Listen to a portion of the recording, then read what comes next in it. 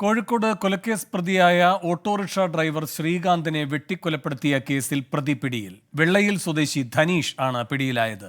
കൊലപാതകത്തിന് തലേദിവസം ശ്രീകാന്തിന്റെ കാർ കത്തിച്ചതും ധനീഷാണ്. പ്രതിയുടെ അമ്മയോട് ശ്രീകാന്ത് അപമര്യാദയായി പെരുമാറിയതാണ് കൊലപാതകത്തിന് പിന്നിൽ എന്നാണ് സൂചന. മിഥില ബാലൻ കോഴിക്കോട് നിന്ന് ചേരുന്നു കൂടുതൽ വിവരങ്ങളുമായി. മിഥില, എന്തൊക്കെയാണ് വിശദാംശങ്ങൾ?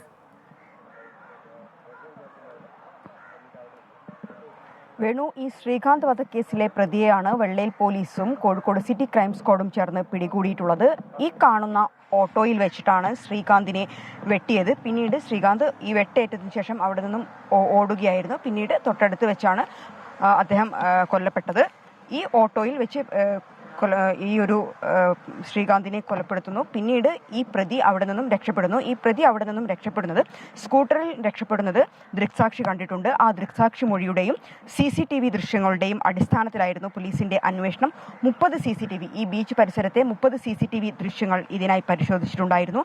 ആ CCTV ദൃശ്യത്തിൽ കൃത്യത്തിനായി ഈ ഒരു പ്രതി ധനീഷ് വരുന്നതും ഈ കൃത്യം നടത്തിയതിനു ശേഷം തിരിച്ചു പോകുന്നതും ഈ CCTV ദൃശ്യങ്ങൾ ഉണ്ടായിരുന്നു. ഇതിന്റെ അടിസ്ഥാനത്തിൽ നടത്തിയ അന്വേഷണത്തിലാണ് പ്രതി പിടിയിലായിട്ടുള്ളത്. ഇന്നലെ വൈകുന്നേരമാണ് ധനീഷിനെ പോലീസ് കസ്റ്റഡിയിലെടുത്തിട്ടുള്ളത്. വെള്ളയിൽ പോലീസും ഒപ്പം തന്നെ സിറ്റി ക്രൈം സ്ക്വാഡുമാണ് ഈ ഒരു അന്വേഷണത്തിലുണ്ടായിരുന്നത്. ആ കാണുന്ന കാറായിരുന്നു, അതായത് ശ്രീകാന്തിനെ കൊലപ്പെടുത്തുന്നതിന് തലേദിവസം ഈ കാണുന്ന കാറായിരുന്നു അഗ്നിക്കിരയാക്കിയിട്ടുണ്ടായിരുന്നത്. ഈ കൃത്യം നടത്തിയതും ഈ പ്രതി ധനീഷാണെന്നാണ് പോലീസിന് ഇപ്പോൾ ലഭ്യമായിട്ടുള്ള വിവരം.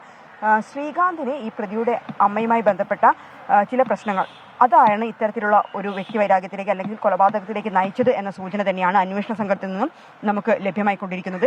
18 വെട്ടുകളാണ് ഈ ഒരു ശ്രീകാന്തിന്റെ ശരീരത്തിൽ ഉണ്ടായിരുന്നത്.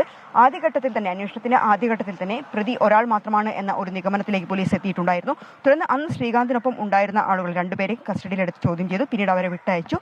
ഞാൻ നേരത്തെ സൂചിപ്പിച്ചതുപോലെ തന്നെ ഈ പ്രതി എത്തിയ സ്കൂട്ടർ, ഒപ്പം തന്നെ CCTV ദൃശ്യങ്ങൾ, ദൃക്സാക്ഷി മൊഴി, ഇവ കേന്ദ്രീകരിച്ച് നടത്തിയ അന്വേഷണത്തിലാണ് ഇന്നലെ വൈകിട്ടോടെ ഈ ഒരു പ്രതിയെ കസ്റ്റഡിയിലെടുക്കുകയും രാത്രി 11:30-12 മണിയോടെ അറസ്റ്റ് രേഖപ്പെടുത്തുകയും ചെയ്തത്. അല്പസമയത്തിനകം കമ്മീഷണർ ഇങ്ങോട്ട് വെള്ളയിൽ സ്റ്റേഷൻ, ഞാനിപ്പോഴുള്ള വെള്ളയിൽ സ്റ്റേഷനിലേക്ക് എത്തും. ഇവിടെ എത്തി കമ്മീഷണർ പ്രതിയെ ചോദ്യം ചെയ്യും. അതിനുശേഷം അദ്ദേഹം എങ്ങനെയാണ് ഈ കൃത്യം നടത്തിയത് ഉൾപ്പെടെയുള്ള കാര്യങ്ങൾ മീഡിയയുമായി ബ്രീഫ് ചെയ്യും എന്നാണ് അറിയിച്ചിട്ടുള്ളത്. വേണു. ശരി, മിഥില ബാലനാണ് കോഴിക്കോട് നിന്ന് വിവരങ്ങളുമായി ചേർന്നത്.